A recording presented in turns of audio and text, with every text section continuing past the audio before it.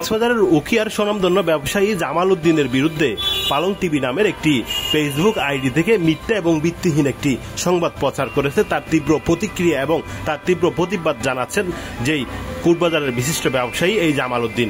আসসালামু আলাইকুম, আমি জামাল সদাগর বলছি। আমার দুঃখের বিষয় কি করে আপনাদেরকে বুঝাতে পারবো। আমি খুব একটু ভালো একটা ব্যবসা করি, নিজে কর্ম করি, খাই, কিন্তু এই মানুষটা নুরু নামের মানুষটা অনেক আশা হয়েছিল, কিন্তু আমার কাছে প্রতিদিন আসতো। আমি 100 টাকা, 200 টাকা, 500 টাকা এরকম দিতাম। এবার বলছে যে আমি তো গাড়ি চালাইতে পারি, আমার একটা গাড়ি নেও না। আমি বলছি যে আমার তো এখন টাকা নাই, আমার টাকা যদি গাড়ি কিনতে হলে টাকা আমার তো কোর্টবাজার ধরো মালিক সমিতি থেকে, দোকান মালিক সমিতি থেকে লোন নিতে হবে, না হলে আমাদের মাঠবাজার থেকে লোন নিতে হবে। এখন আমার কাছে কোনো টাকা নেই। আচ্ছা, আপনি ধরেন এক মাসের মধ্যে আমি যে কোনো উপায়ে টাকা জোগাড় করবো, আপনাকে একটা গাড়ি কিনে দেবো, সস্তা হোক আর মহঙ্গা হোক।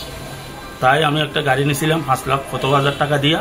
এই গাড়িটা চালাইছে ঠিক মতো, আল্লাহ রহমতে 2-3 মাস বা 4 মাস ঠিক মতো চলছে।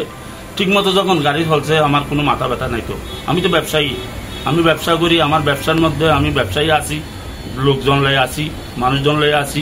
এখন এই যে গাড়ি কি করতেছে কি না করতেছে আমি তো জানি না, আমি তো গাড়ির কিছু না, আমি গাড়ি চালাইতেও জানি না।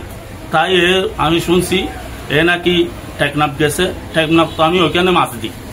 একজন পাইকারে বলতেছে, এই জামাল সদাগর জি, তোমার ওই নামের একটা ড্রাইভার গাড়ি চালায়, ঢাকায় নেবে এক পিসের বিশালি 20 টাকা ধরে। আমি যখন শুনছি লগে ওকে বলছি, ভাই আমার একটু সময় হয়েছে, তুমি একটু কোর্টবাজার আসো। এরকম দিয়ে আমি কোর্টবাজার আনছি।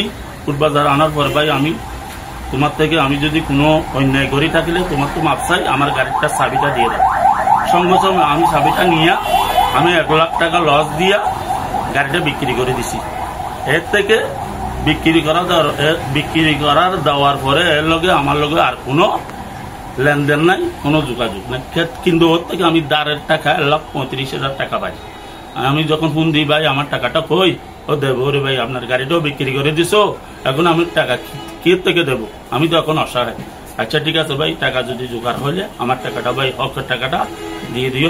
দিব বলার পরে আমি জানি না কোন সময় বিদেশ চলে গেছে।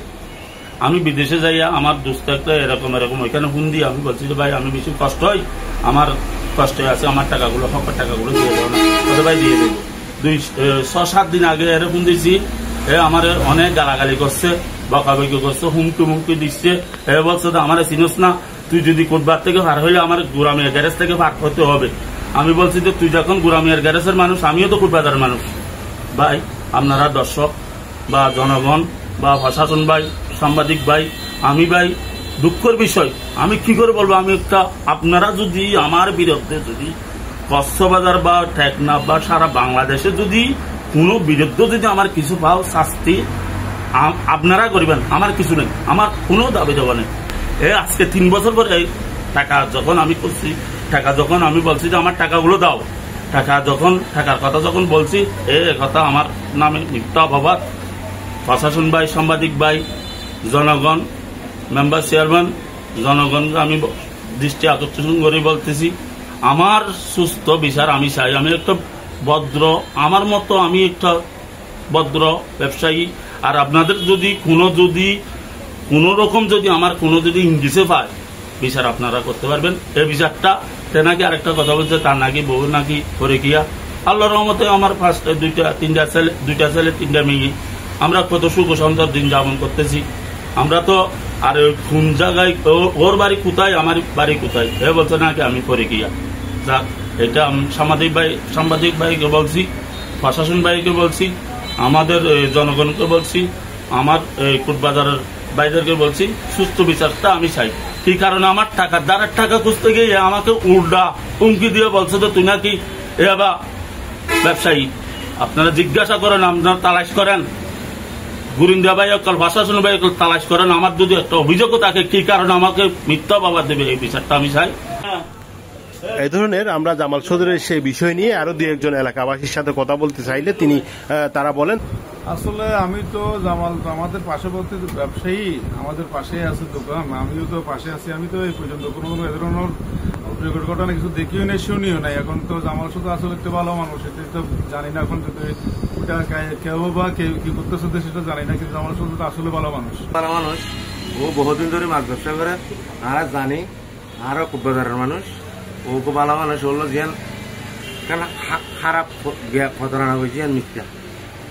জামাল সদর কিন্তু প্রকৃত ভালো মানুষ। জামাল সদরের বিরুদ্ধে একটা মিথ্যা কথা কিন্তু মিশা সেইটা সত্য আমি জানি। দীর্ঘদিন পর্যন্ত আমরা জামাল সদরের সাথে ব্যবসা বাণিজ্য করে, এটাও আমি জানি।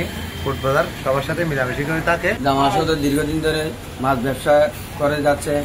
উনি ওনার থেকে নাকি 1,35,000 টাকা পেত। উনি এই টাকা যেহেতু চাইতে গিয়েছিল, ওনাকে মিথ্যা অপবাদ দিয়ে অনেক প্রতারণা চলে যাচ্ছে। ইয়াবা ব্যবসা করে, উনি নাকি ওনার বউর সাথে প্রক্রিয়া করে চলে যাচ্ছে। এরকম টাকা খুঁজতে গিয়ে ওনার নামে মিথ্যা অপবাদ চলে যাচ্ছে। এ ধরনের কিছু অপপ্রচার চালালে আপনি কি আইনগত ব্যবস্থা নিতে বাধ্য থাকবেন? আইনগত ব্যবস্থা প্রশাসনিক ভাবে আমার বিরুদ্ধে যদি কেউ যদি মিথ্যা অপবাদ দিয়ে থাকে, আমি আইনগত ব্যবস্থা নিব।